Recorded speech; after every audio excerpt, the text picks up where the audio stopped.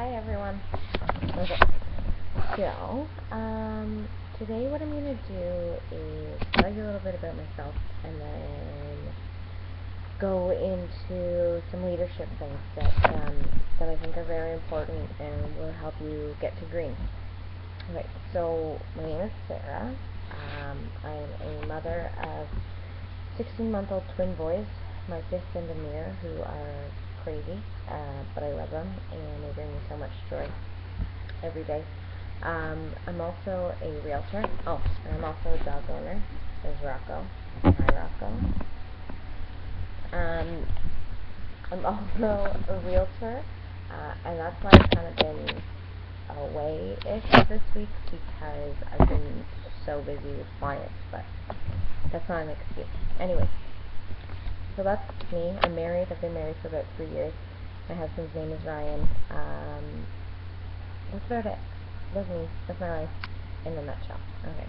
Now I have one eye done and one not done because I'm doing a drop-off for a client in a couple hours. So this is how I drop off mascara. Okay, so going into our training for today, I thought we would talk about getting to green and how to find the right people to lead and how to find those people that will become leaders on your team. So, the road to green. Now, I've posted the formula a few times. So the 255 is a great way to get to green and to get to green fast. So the 2 stands for $2,000 in personal retail sales. 5 is recruit 5 people a month, and the second 5 is to host at least 5 parties a month. Not host, have 5 parties a month. So those will boost your sales. Having a party will almost guarantee you getting another presenter, because if it's not the host, then it's someone that's purchased it, that's going to love it and come back to you and say, oh my gosh, this stuff is amazing, I want to join your team, which I've talked about before, how hosting parties is great for stuff like that. Okay, so what I want to focus on more is finding the right people, and then what to do once you've found those right people. So you need to, I was watching a video by Whitney Husbands, and I love Whitney, and Whitney said, you have to run with your runners and walk with your walkers. Now, I've said this to a couple of you already because you've asked me, Sarah, what do I do when someone's just not working, they don't want to work, they're ignoring me? That's what you have to do. You have to walk with them. You have to just kind of step back and let them work at their own pace. If they ignore you and they're going to go inactive, then that's what they're going to do, and you can't really stop them. You can only push someone so much. If they don't want something, and if they don't have it within them, there's nothing you can do about it. So that's what I mean by walk with your walkers. When you run with your runners, you want to go through your downline. Now it doesn't have to be someone you've personally sponsored.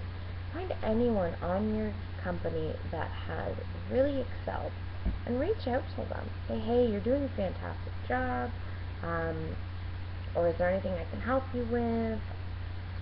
And now, don't go over their sponsor. If you notice that their sponsor is kind of dwindling and not doing much, and the person might not be getting the support that they need, then that's when you, as a leader, can step in and say, hey, I've got your back. Don't think that you're in this alone, okay?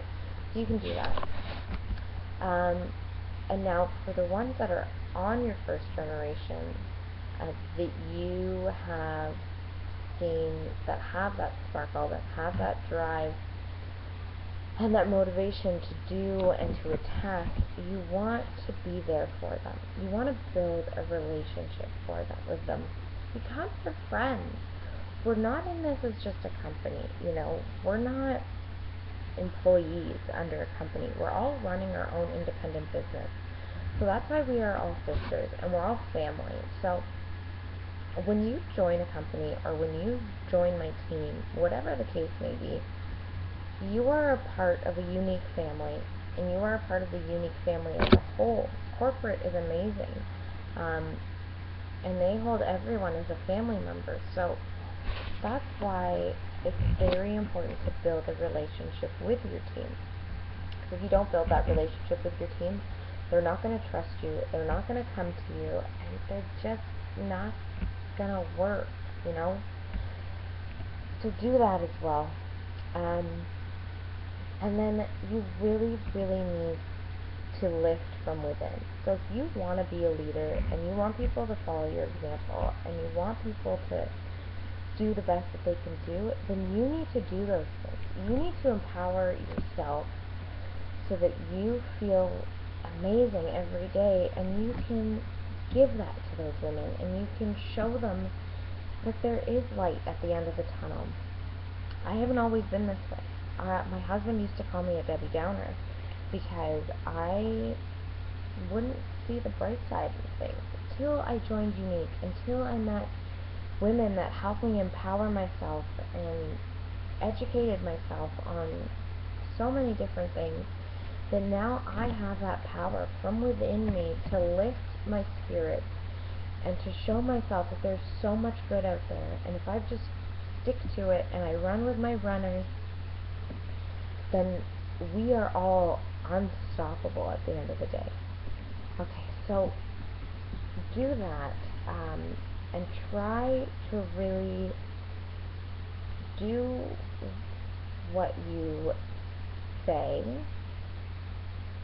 okay, and not just telling people what to do. You know what I mean? Like, if you're going to tell your team, go get $1,000 in sales this month, and then you do 200 sales this month, your team's not going to think very highly of you. They're going to think, why is she, babies are waking up if you can hear them, why is she telling us to do this when she's not doing it either? So you have to lead by example. You have to be able to lift from within, and you have to be able to distinguish who that 5% in your company is that has that extra sparkle that you can help turn into an amazing leader just like you are. Okay, so do those things. Oh, one more thing, I almost forgot. My baby's got me all wobbled up here.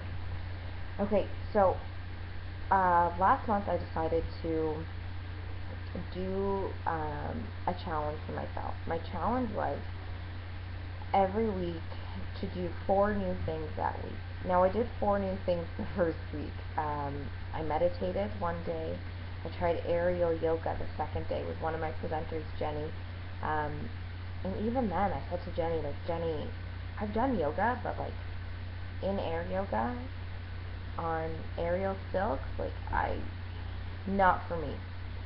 And she said, no, you gotta try it. You'll be surprised what your body can do. And let me tell you, I was surprised what my body can do. It was phenomenal. It actually really changed me, and it gave me that feeling that I can do anything that I put my mind to. As long as I motivate myself, I can do it. So, and even if it's trying something new, like a new drink or something different that you've never eaten, the little things that you do will help you better yourself. So there's hidden messages in all those little things that you do that are different in a day. So if you can find those messages, then that's going to propel you to the next level of your intuition, and that's going to propel you into the next level of your motivation. And then, so I did 4 things the first week, but with life being so crazy, I've decided to do 1 thing a week. 4 things was awesome, but realistically, I could only do 1 a week. So now I do 1 new thing a week, or I try 1 new thing a week, or whatever the case may be. I jump out of my comfort zone at least once a week so that I can prove to myself that I can do anything. Okay, so that is it for today. I hope you enjoyed my little tidbits, and like I always say, please feel free to call me, email me, private message me, FaceTime me. If you're local to me, I'm so willing to sit down with you and chat and grab a drink or coffee or a slice of cheesecake maybe. And yeah, that's it. Enjoy your day. Be successful. Lift from within. Run with your runners. Walk with your walkers. And just be you. And be real. And be true to who you are. And your business will boom. And I'm not lying. And I'm not telling you these things just because. I'm telling you these things because this is what has worked for me. And I want it to work for you. Okay? Have a great day, and talk to you soon. Peace.